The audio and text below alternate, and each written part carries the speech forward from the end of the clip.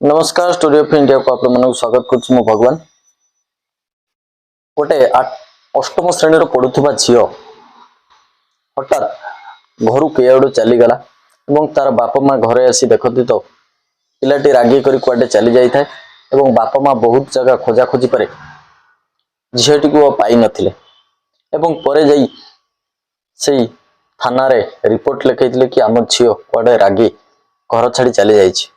Police प्रथम एत गुरुत्वर नहीं केस को अति गुरुत्वर भाव में नौ नथिला कि एत खोजाखोजी करि नथिला किंतु से झीटीर लोह को चिन्हि पारिथिला जणे इन्स्पेक्टर एवं से झीटी को से विपद मुहरु एक एमिति खराब रास्तार बाहर को काढ़ी पुणी आनी ताको घरे पहुंचाइथिला। जानिबा एमिति एक विषय रे सत्य घटना उपर आधारित घटनाटी हूँ हठात राष्ट्रीय क्षेत्र दिल्ली रे गोटे कमला मार्केट बोली गोटे जगह अच्छी दिल्ली रे सेंट्रल जिला गोटे जगह अच्छी सेंट्रल जिल्लार कमला मार्केट रे से कमला मार्केट थाना अधिकारी ना हूँ जनक ना किरण सेठी थाना इंचार्ज किरण सेठी एएसआई परमजीत एवं हाबिलदार को नहीं थर तीन जन एमती थाना रे बस बस कौन मन को आसला से माने बोले से जो दिल्ली रे गोटे अच्छी जो देहजीवी माने देह व्यवसाय करती थरे हठात ये थाना बाबूंकर कौन मन है चलो आमे टिके बुली आसवा कोठा नंबर 59 जोटी की एभली धंदा चले कि व्यवसाय चले यही जगह को बुलवाई से चलीगले कौन हो प्रकृत में ठीक ठाक अच्छी कि कौन प्रकार 2 नंबर धंदा हो देखा चलीगले कोठा नंबर 59 जिते जाकि पहुंचती सेते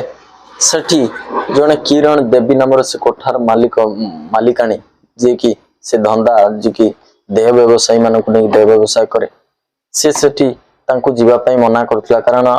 तो वर्तमान धंदा टाइम एते रात्रि आपण काईके आछन मना करके विदा करिया पई थाना अधिकारी को चेष्टा करथिला किंतु इन्स्पेक्टर अड़ी बसथिले नहीं मु सब चेक करके जीवी समस्त को बुलाओ सबू जेतिकी देहजीवी मान को समस्त डाकिले और समस्त देखिले हठात इन्स्पेक्टर नजर पड़गला जड़े झील उपर जार बयस इन्स्पेक्टर अनुमान कर कि 14 ରୁ 15 वर्ष है झीटी को अति सांत्वना दे से पचारि कि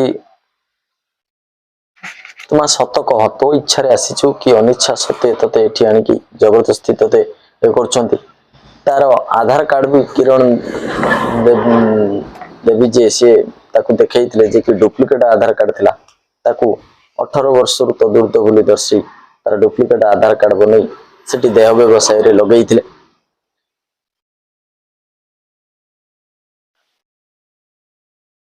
तापरे इन्स्पेक्टर नहीं कि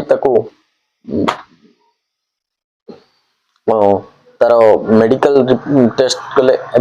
मेडिकल टेस्ट जना पड़ा झीटर बयस 14 ରୁ 15 एवं झीटी को पचारे जे तू माँ एठिकी केमिति आसिलु आ कहीं आसिलु कि भली व्यवस्था रे आसिलु वीडियोटी को संपूर्ण देखा पूर्व चैनल को सब्सक्राइब एवं वीडियोटी को लाइक करने जमा भूलिबे नहीं ताहले मो परिश्रम फल निश्चय मु पाइजिबी। आसतु झीटी किपरि भाबे दिल्ली रे आसी पहुंचला एवं ता घर कोठी संपूर्ण जानिब झीटी को जेतेबेले पचारे गला तुम घर कोठी से कहला जे कि मो घर हेउची उत्तर प्रदेश रो एवं मो कॉलेज रे खेल रे पुरस्कार पाइबार थिला तेणु करी मो माँ सहित मु कहितली माँ को कहितली कि मो स्कूल को जीवी मोर आज आम मते पुरस्कार मिलिबा स्कूल रे जीवा पाई मु अड़ी बसीथिले किंतु मो माँ मते छाड़ी नथिला